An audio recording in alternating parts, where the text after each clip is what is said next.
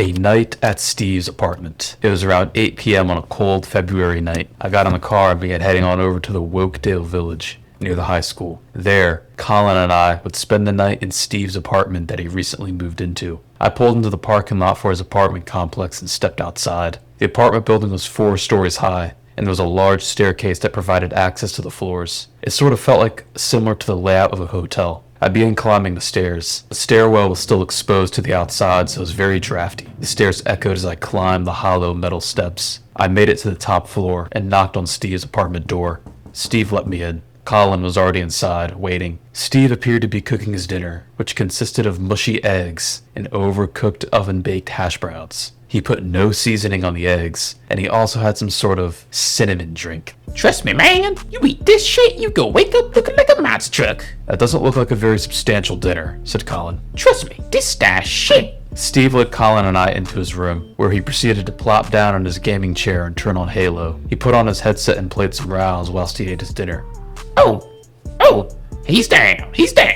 Man, fuck your ass. He shouted, screaming into his headset. Colin and I sat on Steve's bed. We were pretty bored already, as Steve didn't look like he was ready to take a break from his game anytime soon. Colin and I simply played Clash of Clans on our phones to pass the time. Soon, Steve decided he had had enough Halo for a little bit, as he stood up and chucked his headset on the floor, rage quitting. Man, I'm telling y'all, that motherfucker was hacking, he exclaimed in fury. Soon, Steve calmed down and decided to give us a tour of his room, which really only involved him showing us his closet. Man, this is where Frank sleeps. I keep his buzz ass in this armchair. Why? Colin asked. Cause that motherfucker tried to crawl on beds me in his underpants. Ugh, I said. The 3 of us hung out for the next half an hour playing Clash of Clans until Steve popped an idea. You know what? Let's cut this bullshit and hit the gym. Gym? I don't have a membership, said Colin. Nah, man. There's a clubhouse that has a gym in it that I'm a member of. I can bring guests. Sounds like a good plan to me, I said. We took the elevator down to the first floor of the apartment building. It was freezing outside.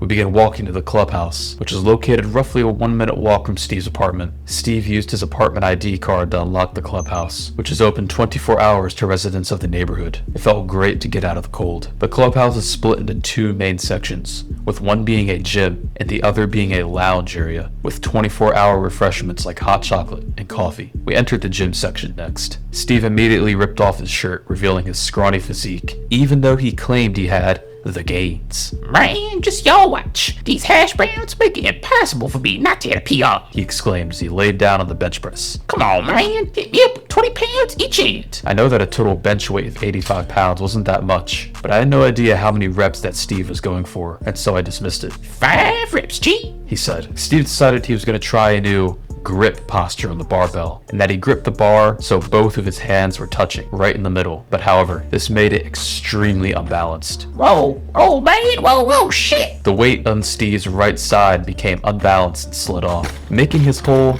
bench press PR attempt a disaster. Man, fuck that shit. It's a late day anyway, said Steve as he headed on over to the squat rack. We all continued to work out for around 45 minutes when I decided to call it complete. I headed to the bathroom to wash my hands. Colin was done too, but Steve claimed he needed to bully the gym a little longer. After we all finished working out, we headed into the lounge area. Steve began brewing himself a coffee. Steve, it's 10 p.m. Why are you drinking coffee? Colin asked. Man, I'm trying to stay up all night. I need my energy. Now I take back what I said about him brewing a cup of coffee, because all he literally did was take a handful of raw coffee beans out of the bag and pop them in his mouth. He then chewed them ferociously before spitting them out promptly after.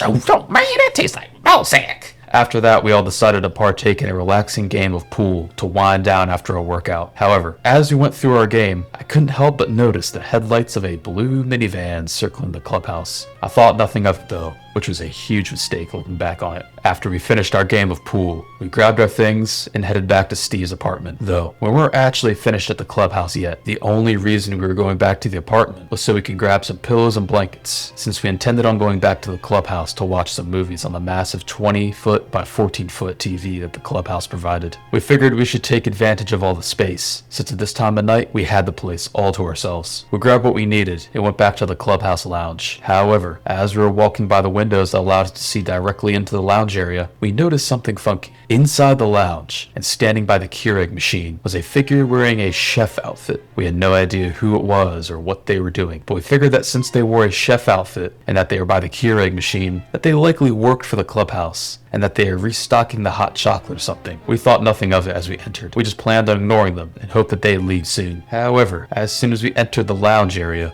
we were able to get a closer look at the figure in the chef outfit.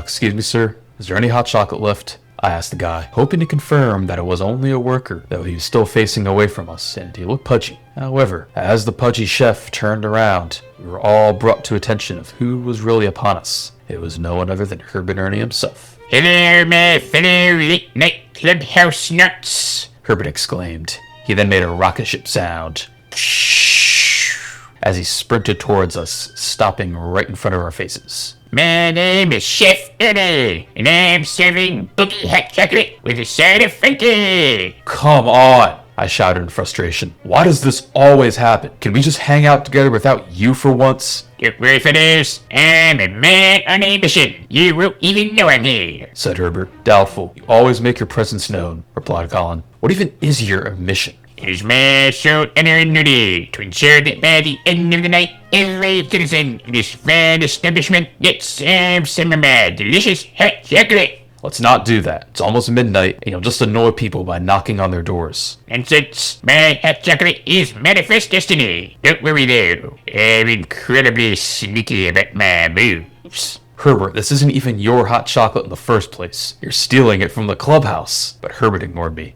Okay, Herbert. We'll let you spread your hot chocolate. Just don't do anything stupid and leave us out of it, said Colin sternly. Herbert gave us a salute before taking action.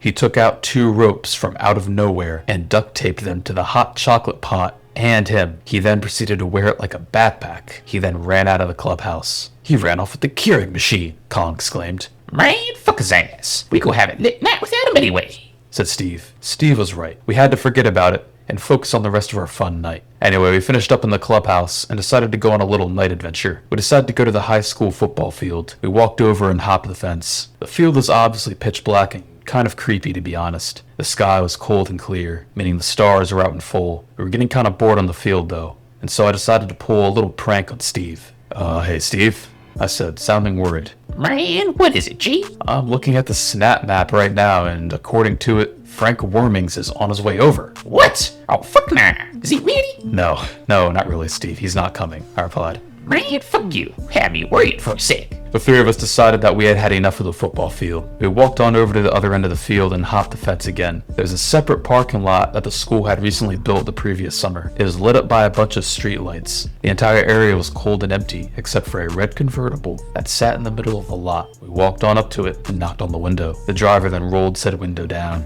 It was Chad. Hop on in, Bruce. Let's go for a bro ride. We hopped in. It felt great to get out of the cold. Man, Chad, what are you doing out here at this hour? I asked.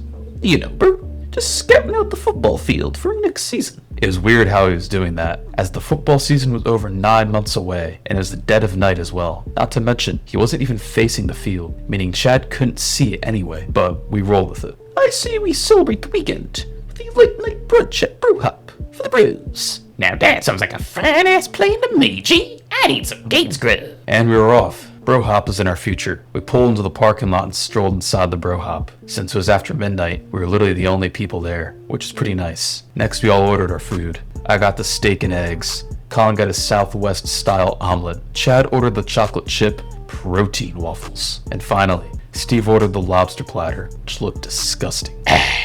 Now this is what I call some Gates grub, remarked Steve, making it very clear that his lobster platter was indeed the perfect Gates grub. I don't know, these protein waffles might beat it if we're talking about the Gates, Chad said as he flexed his bicep. Chad's meal looked more like a dessert than a post-gym meal. It had syrup, chocolate syrup, sprinkles, and whipped cream all over the top. Next, we finished our food and went back to Chad's convertible. Chad dropped us back off at the apartments and headed on home. Get you later, Bruce. When we neared the apartment complexes, we immediately knew that something had gone down. Whilst we were at Bro Hop with Chad, an angry group of people in their nightgowns were gathered outside in the parking lot. A lot of people appeared to be covered head to toe in hot chocolate too. I'm gonna kill that son of a bitch, a man exclaimed. I immediately knew what had happened. I looked around and witnessed Herbert Ernie running away. He still wore the chef outfit and the Keurig backpack and is headed for Steve's apartment complex. 3 of us ran after him and were able to witness him entering Steve's apartment. We saw him from the ground outside too. We even witnessed him dancing in the window of Steve's room.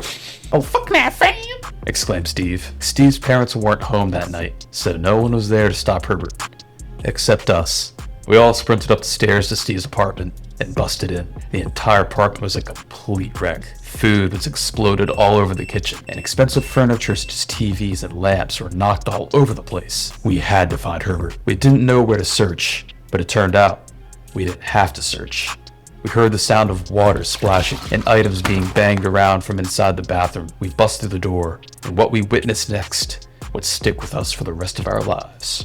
Herbert was taking a bath, not in water, but in hot chocolate. He still wore the chef outfit, except he took the hat off, revealing his crazy hair. He had rubber duckies, and shampoo suds took massive residence in his crazy hair. See you fellas are back. After a hard night's work of dishing out Chef Ernie's hot chocolate, a nice relaxing bath is exactly what the doctor ordered. The bathroom was a mess. Hot chocolate mixed with what appeared to be pee soaked the floor and many shelves were knocked over. Herbert then did the unimaginable. He sank his head into the bathtub whilst lifting his feet out of the water, revealing 3-inch long toenails. That was it, the final straw. Colin got out his phone and called the cops. 5 minutes later, the cops arrived and Herbert was taken away. It was around 1 a.m. at that point, but we were all traumatized from what had just happened. We all went home and decided to cancel the night early. That then concludes a night at Steve's apartment.